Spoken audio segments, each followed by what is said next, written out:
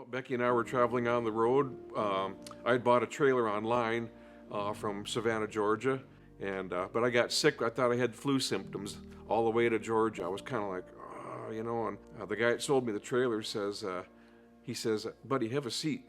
And I said, "Well, I'm ready to go." And he says, "No, we got an ambulance coming for you." I said, "Well, where's the hospital?" I unhooked that trailer. So I drove to the hospital and walked into the emergency room. I'm like, "What's going on?" And in walks this old guy with this white coat on. He says, "It looks like you're a guy I have to kind of level with." And I said, "Yes." And he said, "Here's your blood pressure right here." He said, "Now don't get too excited on me." So he turns it around and it's reading 240 over 140. And he says, "Young man, I don't know what's holding you together." He said, "Now let me give you the bad news." And he said, "You see all these lumps right here?" And I said, "Yeah." He said, "You're stage 4 colon cancer." He said, "So I'm going to give you about a 10% chance of making it through surgery." Now he says, "If you make it through surgery, my goal is to give you 2 to 3 weeks in the hospital here so your family can come down and say goodbye to you." When the door went closed, I looked up and I said, "God, I just give this whole thing to you. Take care of my wife and my kids." I woke up from surgery. The surgeon comes in and he said, "What'd you say?" And I said, "Do I have cancer?" And he said, "You, young man," he said, "you're a miracle. You have 2 miracles during this surgery that I've never seen before. Your main blockage," he says, "I opened you up," and he said, "There it was right on top."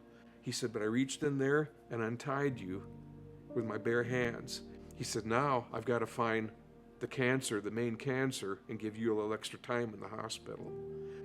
He says, "Young man, I don't understand this." He said, "This is a miracle," but he said, "Those lumps that were there, they're not there anymore. They're gone."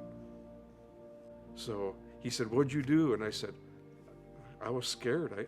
I prayed to God. I gave it to God." He turned at me and looked and he said, "There's something I don't understand about you. And I don't know if this guy is a man of God or not." And I said, "What's that?" And he said, "You had 2 complete miracles that first surgery I've never seen before in my life." He said, "You had stage 4 colon cancer." And he said, "We could not find the strangulation. It should have shown up on the easiest x-ray, yet it didn't. But when I open you up, it's an easy fix for me." And he said, "Your colon cancer, it's gone. It's just gone." He said, "That doesn't happen." So he walked towards the door, stopped at the foot of my bed and said, "The head dialysis nurse is going to be in at 3 o'clock and check for kidney function." He said, "Which there's not going to be any. You're 98% dead." And he said, "She'll get you cleaned up for surgery tonight." So I'm in pretty somber mood. I looked up at the clock at 6:20 in the morning and I said, "Lord, if there's something you need to tell me, I'm here by myself. Tell me. I'm all ears. I'm listening." Didn't hear anything. So for about a half hour, I prayed, I wept, I searched for God the hardest way I possibly could. And finally, I heard these words in my head. "Dave, you always say no in church. I want you to say yes." And I thought about that. For about 10, 15 minutes. And I finally said, "Lord, if that was you, tell me that again." Just like that. "Dave, you always say no in church. I want you to say yes." And I said, "Okay, Lord, I'll say yes." That's the first time I've ever heard anything from the Lord.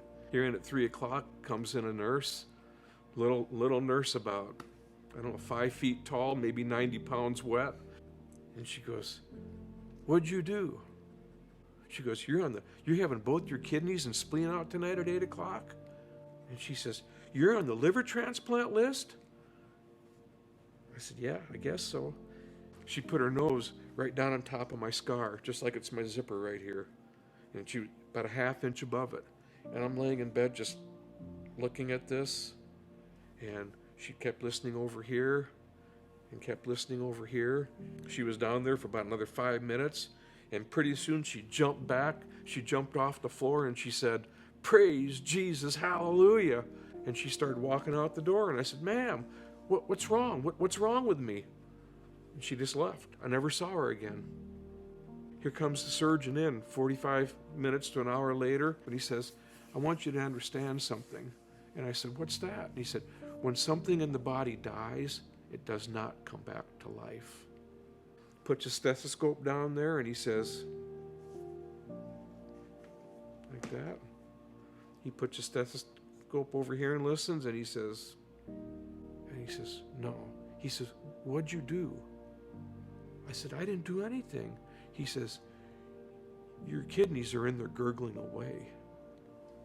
He said, you've done something. What did you do? And I said, well, after you left the room this morning? He said, yeah. I said, I prayed to God. So he said, I'm going to check for your liver test here quick. I'm going to get some blood work done. He said, but your kidneys got better. Your liver will too, right? And I said, I hope so. I don't know. And he said, well, we'll know in an hour here. He came back in an hour and he said, your numbers are all where they're supposed to be. So 6 months later, I had it revealed to me, watching TV on a religious program. I had a man's face filling up the screen. It's just his whole head. He had one finger pointing out, and he said, have you ever been healed by an angel before in your life? And my spine is tingling now again. And I said, yes. It was that little old nurse that walked into my room. She was praying for my healing. She was an angel from God. The church I was raised in didn't believe in healing. They didn't believe you could lay hands on the sick and be healed. And it's been 12 years since my surgery. I'd say within the last 5 years, I've started really reading the Bible, and God's been speaking to me on a daily basis. I'm out sharing my testimony every chance I get, and I can't get enough of Jesus Christ.